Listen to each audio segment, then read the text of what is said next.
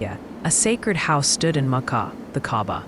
For centuries, tribes traveled across deserts to honor it. Its holiness was known, even before Islam. Across the Red Sea, the ruler of Abyssinia appointed a governor over Yemen, a powerful man named Ababil. He saw pilgrims traveling to the Kaaba and grew jealous of its honor. To compete with the Kaaba, Abrahah built a grand cathedral in Sana'a, hoping to redirect all pilgrims to it. But his plan failed. The tribes still journeyed only to Makkah. Angered by the people's loyalty to the Kaaba, Abrahah swore a mighty oath. He would march to Makkah and tear the sacred house stone by stone. Abrahah's soldiers seized the property of Quraysh, among it 200 camels belonging to the noble leader Abdul Muttalib. When summoned, Abdul Muttalib entered Abrahah's camp with dignity, commanding respect even among his enemies. Abrahah expected a plea for the Kaaba. Instead, Abdul Muttalib asked only for his camels, shocking everyone present. Abdul Muttalib declared, "The camels are mine. The house has a lord who will protect it." His unwavering faith struck the hearts of all who heard. Journeying to Makkah, Abdul Muttalib told his people to leave the city. Alone before the Kaaba, he prayed with absolute trust. At dawn, Abrahah's army prepared for its final push toward the Kaaba. The valley shook beneath the footsteps of elephants. But when forced toward Makkah, the elephants refused to move. No command could drive them forward.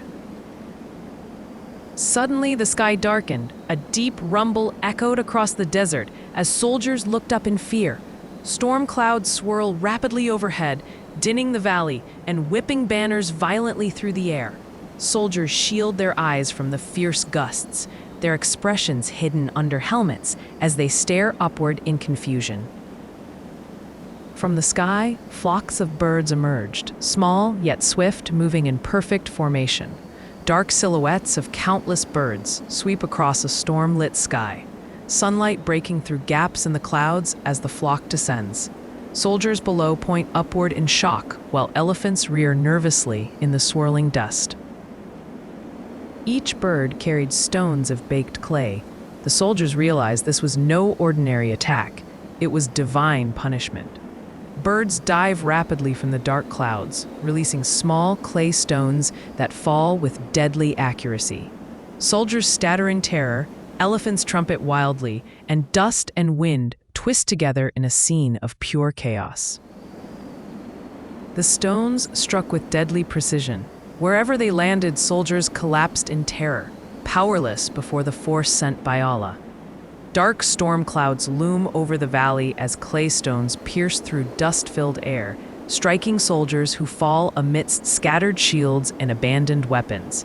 Elephants recoil in panic, their massive forms trembling while faces of humans remain hidden beneath helmets and chaos. The army broke apart. Once organized ranks scattered into confusion, as the march of pride turned into a desperate flight for survival. Under a harsh sky filled with swirling dust, terrified soldiers run in all directions, leaving trampled sand, broken carts, and fallen equipment behind them. While elephants stampede away from the sky's assault, their shadows stretching across the valley floor. Stones struck the elephants as well. The mighty beasts that led the invasion now trembled and collapsed under the divine strike. In the vast open desert, elephants collapse onto the sand as dust swirls around their fallen bodies, handlers shouting helplessly while jagged stones lie scattered across the ground. No human faces appear clearly, only silhouettes in the chaos. Abrahah himself was struck.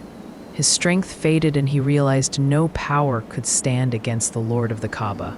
Amid the debris of a shattered battlefield, Abrahah slumps forward on a wounded horse, supported by soldiers who struggle to keep him upright as dust storms swirl around them, shadows masking all facial details.